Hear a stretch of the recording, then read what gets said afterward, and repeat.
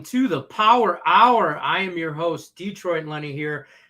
We got a slate for you today. Let me just tell you right now, here's what we're going to go over. We are going to touch base on the UTSA game, as I call it, UTSA versus Texas, Houston at Denver, Texans, Broncos. We got 3 Monday night props for that Minnesota game, so Minnesota Eagles game. Chip Chirimbus is going to come in and give us a 2-team college football parlay and talk more about another of the Monday Night Football game, Tennessee at Buffalo. And then we got the boss man himself, Craig Trepp, coming in talking some USF at Florida and Chicago at Green Bay. First things first, though, you guys have to like, subscribe, ring the bell for notifications. Don't forget about our sponsor, Caesars Sportsbook. They are going to give you up to $1,250 on your first bet when you wager up to $1,250 on your first bet, I should say. If you don't win, you'll get 100% of your stake back as a free play. And win or lose, you'll get 1,000 reward credits and 1,000 tier credits. All you got to do is sign up. Links in the description of the video below, or you can use the promo code MORNINGFULL. So Caesars Sportsbook, thank you for dropping us some gems there. Without further ado, let's just get this party started. I'm going to bring in the man, the myth, the legend himself, Scott Rickenbaugh. How the hell are we doing, sir? I love Fridays. I get to deal with you. Try and stay awake with us. You're in a different time zone. Yes. Yes. But no, I'm doing well and just happy that, we got so much football action now, even 2 games on Monday Night Football this week. So it's just great to see all this action and really excited for the college football Saturday card too. Hey, I'm loving it. And let's jump right into it here. We got UTSA, as I like to call them, UTSA at Texas. Texas a big favorite, minus 12.5. Over under here is 58.5. Before you give us our breakdown, I got to tell you guys about a promo that's going on right now. We just started today. Scott's Weekly Pass is only $99. You got to use this link, though, picksandparlays.net/Scott. That'll get you that pass for $99. This guy's crushing it in football here. 8-3 on college football. 13-6, all of football. Am I correct here? Yeah, since college football kicked off on the August 27th, it's a 13-6 football run. Yes, sir. I love it. I love it. I love it. You are crushing some football, and that's my favorite sport, football. Like, I'm a big meathead. I mean, I don't know what to tell you guys. I'm a meathead from Detroit who likes Lions football, so I don't have a whole lot in life. But Scott's going to give us a breakdown on this game. Talk to me about this game at Texas here. Where are you going with this one? Well, first off, I just have to mention this, a funny side note about this one. But, my family, Mr. Detroit Lenny, is from the Pennsylvania area, as a lot of people know that have followed me online. But my dad was military, so we moved all over the place. He married a Texas girl, and I actually went to UTSA because of that. I lived in Texas many years. I went to UTSA. Okay. My youngest daughter is currently at UT Austin. So anyway, and she has the starting quarterback for UT for this week is in one of her classes even. So it's kind of funny. So Hudson Card is going to be the quarterback for UT this week because the starter got hurt. He played some in the game against Alabama, and UT played extremely well in that game against the Crimson Tide. Now, of course, what everybody's looking at now is major letdown spot for the Longhorns, right? And I get it. They lost late. They lost on that late field goal. Let me tell you something. If they had won that game outright, I mean, they were a 3-touchdown underdog. If they won that game outright, there's no way I'm touching UT with a 10-foot pole this week. But they didn't. They still need a win. And here's another key thing about, again, knowing intimately about UTSA and UT football from being in that area for many years. If UT loses to UTSA, it would be horrific, horrible. Not only that, they need to win by a margin here. There is a lot of pride involved in this. I mean, UTSA is like, they're not only the little stepbrother or something, they're way down. They're like a bad stepbrother, and a very small one at that. So UT cannot lose this game. And I think they're going to be hungry to put on a show here and bounce back after losing to Alabama. And I've got to lay the points in this one. Now, I do respect UTSA. The football program has come a long way, but they are just still not on the level of a Big 12 football program. And let me tell you, UT is looking good so far this year. I mean, they really played well against Alabama. And this quarterback, Hudson Card, he can do just fine. And UT they've got the more talented players all over the field in this one. And I just think that even if they come out slow, let's face it, right, Lenny, they could come out a little still sleepwalking after the Alabama game. Yep. But even if the game is close at the half, they'll turn it on in the second half. This game is in Austin, so UT is at home. They're going to find a way to pull away and win. And this is one of those cases, Lenny, in sports gambling, to me, the biggest thing, it's about the numbers and it's about the value. And you're getting some value here because what the markets are looking at, right, is that UT, off the huge game against Alabama, letdown spot. Number one quarterback got hurt. Now they got the number two guy in. Bad news. Again, this point spread is dropping. Lay it. Lay the point spread. Take advantage of the value. 100% like this. Texas by 2 touchdowns. Yes. I try to sometimes disagree with you guys just for, makes good TV and all that stuff or whatever. But I'm on this pick. I've been on this pick. I was on this game 2 days ago. I'm still on this pick. I love Texas here. I think first of all, they should have beat Alabama. They should have they should have won that game. I think this is a motivation. Not, I don't want to say motivational, but this is I don't want to say get right spot for them, but this is a confidence builder last week that they could hang with the number one team in the country. For sure. And I think they're going to blow out UTSA. So I love it. I love it. Good stuff there. I got to remind everybody real quick before we move on to our next game. Like, subscribe, ring the bell for notifications. Remember, Power Hour, Monday through Friday, 3 p.m. Eastern. And we're going to move on to our next game here. And we're going to talk Texans at the Broncos. Sunday matchup. Texans going to Denver. Denver's a pretty heavy favorite here, -10. Over under is 46. I got to remind everybody as well this. I'm going to keep touching on it because this is value. We preach value on here. We talk about line movement and value. This is movement. This is value right here. Scott Rickenball's week pass is only $99. Remember, you got to use picksandparlays.net/Scott. Otherwise, you're not going to get it. Take advantage of that. Talk to me, though, about this Texans-Bronco game. What are you thinking? Well, so, nobody, you don't want to hear people crying at the water cooler on Monday morning or Tuesday morning in the case of a Monday night game. But in any event, I did have Denver, and that was a frustrating loss for me this past weekend because they dominated statistically against Seattle. They wasted opportunities, of course, in the red zone, and it cost them. I mean, they should have at least won the game, but really they should have gotten the cover, and it was pretty solid statistically in favor of the Broncos at Seattle. So this is another one, Lenny, that when the betting markets look at it, they're going to look at Denver coming off of a primetime game on shorter rest. They were up in the Pacific Northwest. Now, that's not as big of a deal. It's not like it's the Dolphins flying all the way from the southeast part of the U.S. all the way to the Northwest and back. So it's not as big of a deal when Denver's not that big of a deal, but it's a pretty big deal, right? Yes, and people still look at that, and I get it. So this is another one of those cases where we get value because of market perception, and that's what sports betting is all about, is taking advantage of that value where you find it. And in this case, I think Denver's going to blow the doors off of Houston because the Texans, yes, people are going to look, again, another case of what are the markets looking at? They see that the Texans tied the Colts. Game went to overtime and it ended up in a tie. Statistically, though, the Colts gained more yardage than any other team last week. And again, that was against the Texans. And the Texans didn't even crack 300. The Colts had over 500 yards. So people sometimes don't see this. They just see that, it was a tie game. And wow, the Texans, they're so strong that they tied the Colts, who are a pretty solid team. But no, they're not. Houston's a bad team. And this Denver team is going to be back home for their home opener with Russell Wilson now. And they're angry. And I see them pulling away in this game as it goes on. Again, and to be honest, Lenny, and people that have followed me know this, I'm not a big fan of laying big points. I don't like to lay big points, especially in the NFL.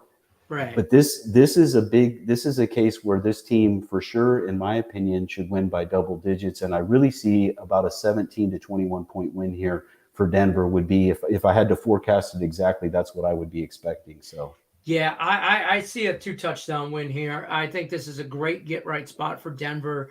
All this hype about bringing in Russell Wilson, paying him all this money, and a game that they had a shot to win last week. So I think this is I hate the 10s. I hate laying 10.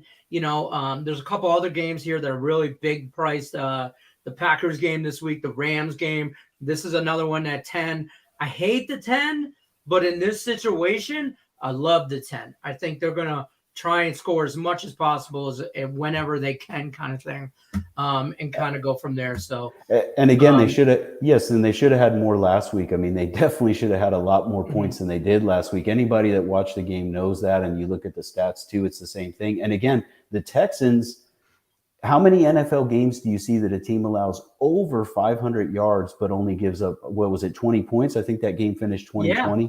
So again, the Texans were fortunate. The Broncos were very unfortunate last week. And then now you get some line value this week because this line is saying, hey, on a neutral field, Denver's only 7 points better than Houston. I don't think that that's the case. I think that Denver's actually double digits better than the Texans on a neutral field. And in this case, they're at home. They're angry.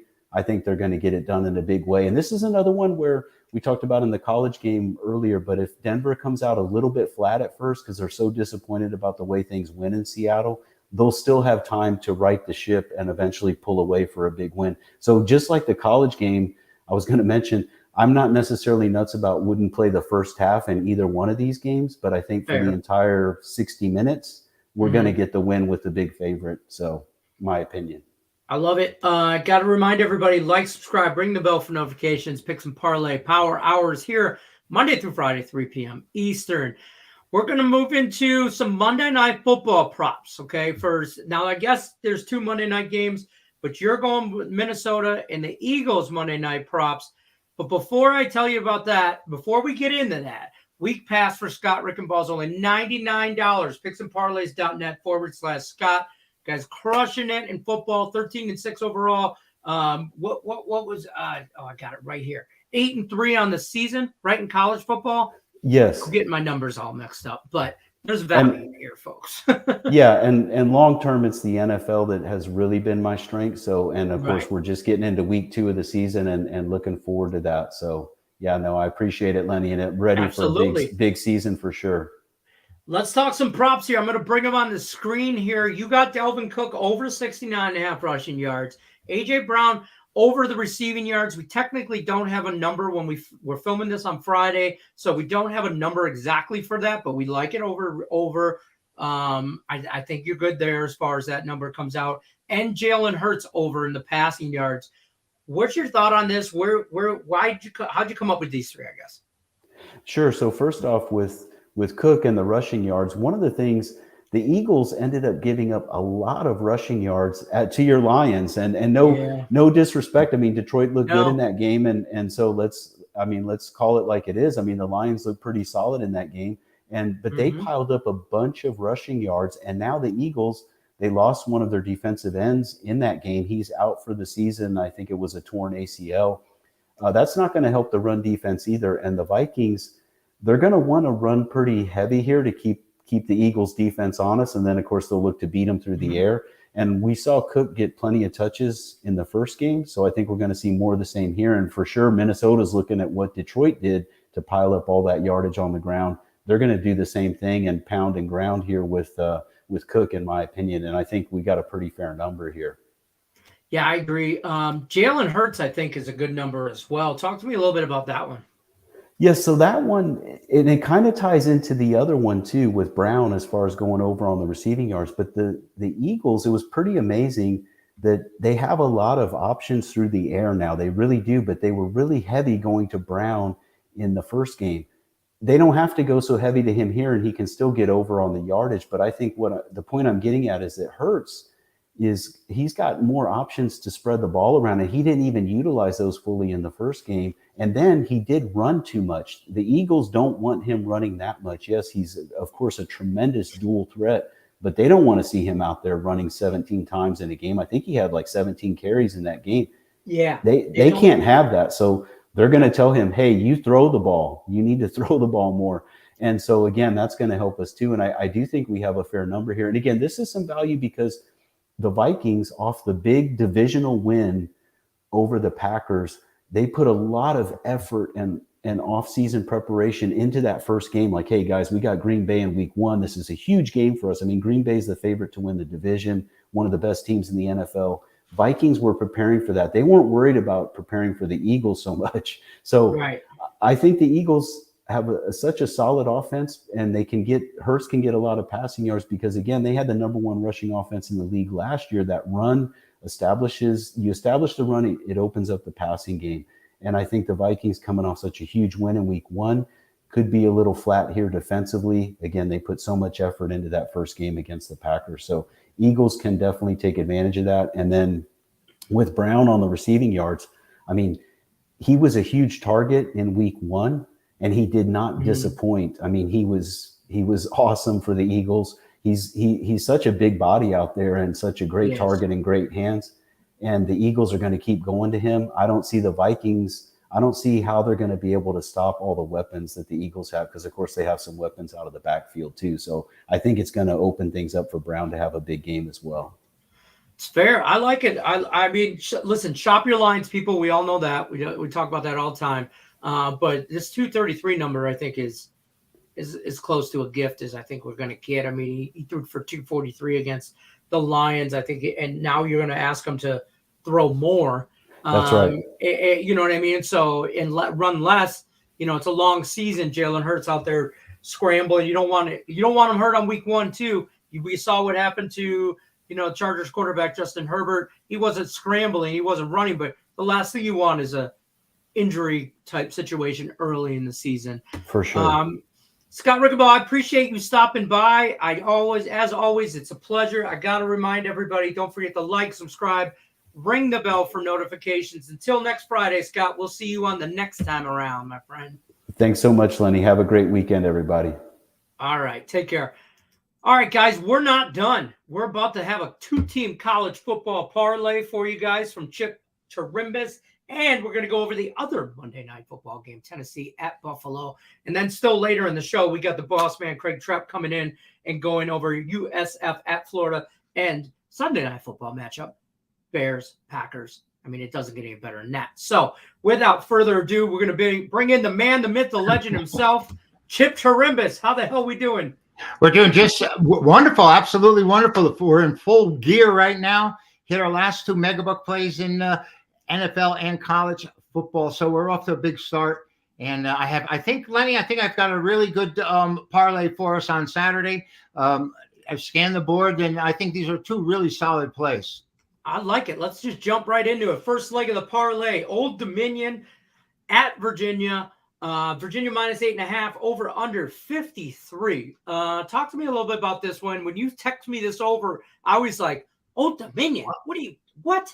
Well, actually, my side on this game is Virginia. I meant Virginia over Old Dominion minus the 8.5. I wasn't playing the total. So right before I even start, let me straighten that part out. But both these teams, Old Dominion and Virginia, opened the season with impressive victories. I mean, Virginia had over 500 yards over, Sisters of the Poor. They beat Richmond 34-17. And Old Dominion came out as a money game best bet for us, the A play, 20-17 outright upset over Virginia Tech.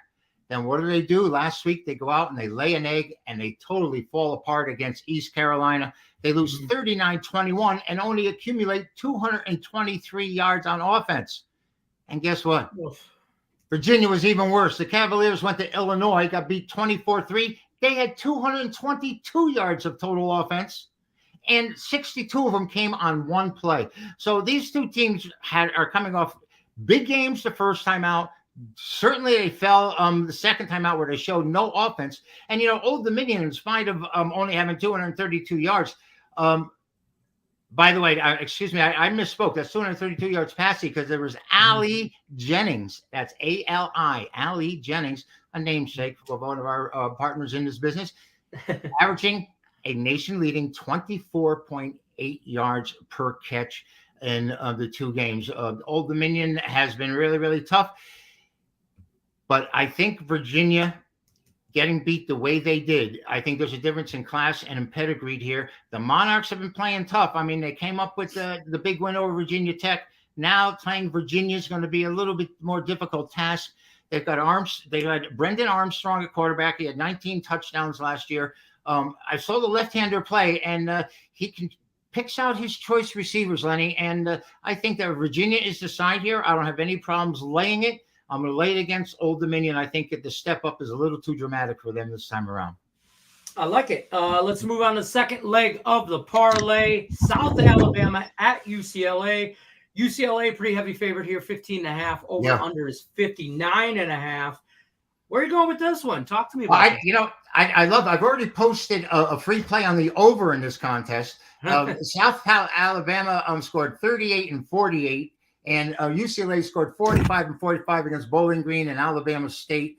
And they haven't had much competition. I mean, Nichols, that's with 2 L's, by the way, Nichols and Central Michigan, that's not showing much against the Jaguars. Right. But they're averaging 505 yards a game. Jesus. And UCLA is averaging 555 yards a game, and they're ranked 5th.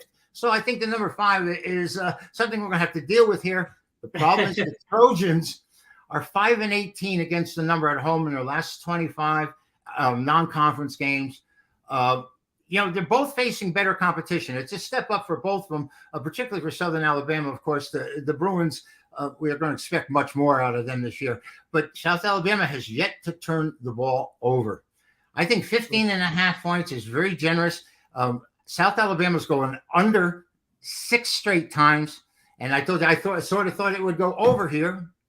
But I'm going to take the points with the Jaguars. I think South Alabama's got a good enough offense to keep up with UCLA. I don't know if the Bruins have increased that much. I mean, Alabama State and Bowling Green, you're supposed to dominate those teams, and they did. So this time around, I think the Bruins might have something they have to deal with. There are a couple of explosive players on South Alabama, and I'm willing to take the points here. And Lenny, I understand what I've seen so far. There's been an overwhelming amount of action, one-way action on this game, all on the Bruins, and I think that there's less than 25% of the plays are on South Alabama. So that would be my parlay. I'd lay it with Virginia, and I'd take it with South Alabama. I was just going to say, take the points with South Alabama. I just think this game could stay close, and maybe I don't even think it'll be a 10-point end of the game. I think they can keep within 10 points. So the 15.5 is definitely, I like that. Virginia, I'm a little iffy on Virginia. I just want to see more out of them. I get it but I agree with you. It's a step. They're a step up. They're in a different weight class than Old Dominion as far as that goes. So the 8.5, parlay those together, folks. You get a 2-teamer plus 265, courtesy of that guy right there, Chip Chirimbus. I got to remind everybody, if you're over at picksandparlays.net, and you're looking for Chip Chirimbus or any of our other premium handicappers, use that promo code NFL, save you 20% off the entire site. Don't forget to like, subscribe, ring the bell for notifications. Picks and Parlay Power Hours here Monday through Friday, 3 p.m. Eastern. Chip, you got a Monday night game. You got a Monday night game, buddy. Titans. And I'm loving it, too, because I had the big winner this past Monday night, and I had the winner Thursday night, so I'm really feeling good with these standalone games. I don't know if you know, I've really hung my hat on that one single game that's out there. Though there are 2 games this Monday night, so it doesn't qualify into this bracket, shall we say. But Buffalo. That's a whole different story. 2 Monday night games in the same time zone, both on the East Coast, one in Buffalo, one in Philly. NFL, separate them. Give me 2 separate times, one back-to-back. Stack them. The one that's on ESPN. The one that's on ESPN, Buffalo, Tennessee, I think is going to get most of the attention. The ABC game, which I don't know why they would do Vikings and who's it, Philadelphia. I'm concentrating on this Buffalo game, and I'm telling you, they committed 3 turnovers in the first half against the Rams, and the score was still tied 10-10. And I turned to my buddy and I said, the Rams are in trouble in the second half in this game. And they really did blow them out in the second half. I think they outscored them 21-0. And, Tennessee has a 13-0 lead against the Giants, and then they couldn't stop Saquon Barkley from running the ball. And the Giants are the leading NFL rushing team right now. And that's because of the Titan defense, which is supposed to be so strong and formidable. These two met last year, and Tennessee was trailing 31-24 in the fourth. And then Derrick Henry took over. I don't know if you remember, Lenny, it was one of the great performances we had ever seen. I think he had like 146 or 143 yards. Being exact doesn't really matter, but he really showed his stuff. And, Allen, last time out, Josh Allen is becoming the premier quarterback. He threw for 297 last week, but more importantly, he runs the ball, and he ran for 56 yards. He was their leading ground gainer again. But there's one thing about this matchup that's sort of different. I don't like the line is so high. I think the odds maker is giving Buffalo so much credit here, and it scares me. But the time they met in 2020, 2 years ago, Tennessee dominated. They won 42-16. The thing is, Josh Allen's a better quarterback now than he was 2 years ago. There's no question about it. And this game, it's tough for me to take Tennessee here. So I think the game stays under the total. I think Tennessee sees that's the only way that they can win is contain it. 6 of the last 7 have gone under. And Buffalo, as home favorites, have gone under 5 of the last 7 times they play. Now, it's not all that great a sample. But from what I've seen with this Buffalo and how if they're going to rely on this Josh Allen to run the ball as often as they do, he's going to take a beating against a team like Tennessee. And I think they're going to be geared up to stop him from running the ball. And so I look for the game to say it'd be a low-scoring game, really. Yeah, I think that both teams want to run the ball. I really do. I do like this under. I think Buffalo, they saw what, that was their, I don't want to say their Super Bowl or whatever, but they got up for that Rams game last week. They got up for it. So they're going to come maybe a little bit more down to earth. I think Tennessee stays where Tennessee is. They're just going to try and both teams ground and pound kind of situation, control the clock. Under 48. I don't think this thing gets close to 48. So. But Buffalo should be psyched to be able to play their home opener, and particularly after they beat the Rams. Yeah. But Tennessee's coming off a disastrous performance. I mean, their second half and fourth quarter, particularly against the Giants, was just atrocious. And I think they had a lot of, self-evaluation during the week here. So, it's a tough call here because Buffalo can be so dominant. The way they just manhandled the Rams. They just at will. I can see them covering this 10-point spread. I really can. But I think the way to go is to play this game under. That's fair. I got to remind everybody, when you're over at picksandparlays.net, you're looking for Chip Chirimbus or any of our other premium candy cappers, use that promo code NFL. That'll save you 20% off the entire site. Don't forget to like, subscribe, ring the bell for notifications. Picks and Parlays on your Power Hour Monday through Friday, 3 p.m. Eastern. Chip, it's always a pleasure, man. I look forward to Fridays dealing with your craziness. I love it because you always throw a curveball at me, and I love it. Keep me on my toes. Keep doing what you're doing. We'll see you on the next Power Hour, my friend. Take care. Thank you, Lenny. All right, guys, don't forget, we're not done. We still got 2 more games for you, and we saved the best for last. I mean, I don't know about the games, but, I mean, I have to say it. He's my boss. He signs the checks and stuff like that. We're going to bring in Craig Trapp. He's got some games to go over. Mr. Trapp, I'm bringing you in. You ready? Look alive. Look alive. Hold on. I'm awake. Yeah, wake up. Wake up. Don't be picking your nose or anything crazy like that. We're live. You have a college game that I'm intrigued by, and a Sunday night game that I absolutely love. And I'm not on the same side as you. But we'll start with the college. Yeah, figures, right? I think it's part of my contract. I have to actually go against you during picks things. I don't know. It's how I keep you working. It's section 14B, paragraph 2. Yeah. USF at Florida. Florida's a pretty heavy favorite here, -24. Over under is at 60. Before you break down this game, I got to remind everybody about Craig's week pass is only $99 as well. Picksandparlays.net/Craig. This is value. Boss man knows what he's doing. As much as we joke and we kid and we joke, boss man knows what he's doing. Take advantage of this value while you can. Talk to me about this matchup, sir. Well, the Florida Gators team is kind of they've had 2 games with tons of action as far as the huge public games. First game, that late matchup, if you remember, against Utah, Anthony Richardson. Everybody after that game, they upset number 5, 6, 7, whatever Utah was at the time, in the swamp. Anthony Richardson put up Heisman-type numbers. People were talking like, oh, he's going to charge. And then week 2, they came crashing down to earth. He played terrible. Florida played terrible, facing a very good Kentucky team. Kentucky dominated them, winning very easily, even easier than what the really final score showed.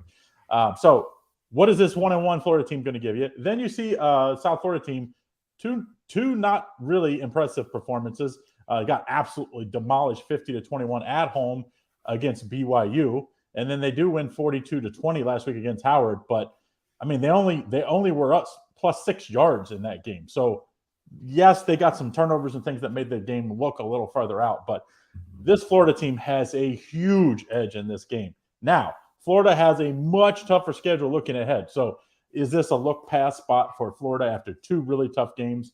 That's why I'm probably staying away from the line here. I would most likely take USF in the first half if I was going to play the side in this game, because I think Florida could play a little lackadaisical, and I allow South Florida to stay in this game early. So I would play first half South Florida. But my play is on the over in this game. And the reason why, I mean, BYU did whatever they wanted. And that BYU offense is talented. They have a very good offensive line, good pass rush, or good pass and play action pass offense, and they can run the ball. But 50 points? I mean, you gave up 50. I mean, Anthony Richardson could be back on the Heisman train if he puts up 50 this week. And I think you take the over here. I don't think they get 50. I think they get in the 40s. I thought 46, 47. If Florida gets us 47, we're going to make this over here. So I like the over 60 in this one. Anthony Richardson has to have a bounce back performance. You know, he was very inconsistent last year. Definitely was inconsistent last week against Kentucky. I think against a bad defense of South Florida, it'll be much better this week. I think Florida gives you 40 all day. I think USF can actually get you into the 30s. I think this game touches 70 as far as a total. So I like the over 60. As far as the points goes, man, I'm tempted to take a side and take USF just because it's so many points. But at the end of the day, I'm not going to be surprised if this game is like a 50-20 type game. This South Florida team's not good. They're not going to be 500 at the end of the year, even though they have after this, somewhat easy schedule. Somewhat, right. We'll got to remind everybody real quick. Don't forget to like, subscribe, ring that bell for notifications. Pick some parlay. Power Hour, Monday through Friday, 3 p.m. Eastern. Dropping gems all week, folks. All week, 5 days a week. You're welcome. I'm just going to stop you. I'm going to stop the show right now. Tell you guys you're welcome. Don't forget to hit the like button. We're going to move on to a Sunday night matchup. Bears at the Packers. Packers -10, pretty heavy favorite. Over under 41.5. I'm also going to remind everybody, Craig Trapp's weekly pass. This is a value here. Only $99. It's 50% off. picksandparlays.net/Craig. He's not going to put up this value for long. So if you don't take advantage of it, you need to. Okay, do it while you still can. Talk to me about this Sunday night matchup. Well, overreact week is week 2 of the NFL. So what you saw last week, if you just bet the opposite, usually you're just fine this week. And the reason why is every Tom, Dick, and Harry that's a public bettor sees the Packers lose, and they say, oh, my goodness, they're in trouble. Remember, I think they lost week 1 or 2 last year. Week. They called it relax, RELAX. That's what Aaron Rodgers said to the media. I'd say he's probably similar this year, but the difference is he doesn't have Devontae Adams. He doesn't have the weapons to throw to that he normally does. And the offensive line didn't give him a whole lot of protection last week. So I think it's a little different. Yes, there's a little overreaction. I do not expect the Packers. I said it before this year. I don't expect them to win 12, 13, 14 games. I think they could win the division, probably win in 9, 10, 11. That's probably more realistic that's where they're going to be. I think this division has become closer. The Bears, I thought, were the worst team in the division. They have closed the gap. The Packers came back to the group a little bit. Maybe Minnesota moved a little short. The Bears moved a little forward. I mean, Justin Fields didn't do anything in the opener that you would be like, okay, this guy is going to be a superstar. We've seen some of these other young quarterbacks do, second, third-year quarterbacks.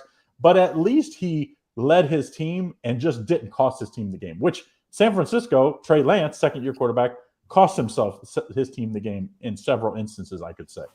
So to me, I think if you're a Bears fan, you're at least hopeful here. And yes, I think what did Aaron Rodgers say? I call me daddy to Chicago last year because he's owned them for so long. Them.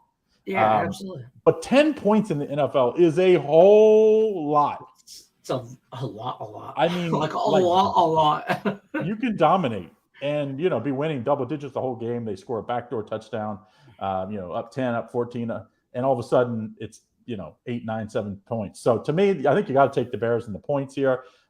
Not saying that the Bears are that much better than they were a year ago, but 10 points is a ton. And I just think the Packers have come back a little bit. I don't know I know you probably don't like this. You said that you don't like this. Maybe you're on the side, the total of this game. I don't know. I'm on the Packers all day. I think they win by 2 touchdowns, if not 3. 2 touchdowns? I'm telling you, here's my theory on this. Let me hit your head. Everything you said, I 100% agree with, but I just think as far as the division goes, we're going to see Green Bay do what Green Bay does, and they're going to take a step forward in week 2. Chicago was lucky to win that game. There was crazy weather. I mean, it felt like somebody was just throwing buckets on the field. It was one of the craziest weather-related games I've ever seen that didn't involve snow.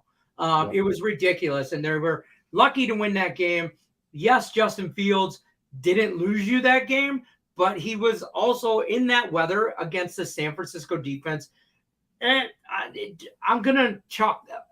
I'm telling you, I just think Green Bay gets after him. So and if they get after him and make him scramble out of the pocket or do things that he's not supposed to, he's in trouble. Because that guy. Don't you think it's more about Green Bay, though?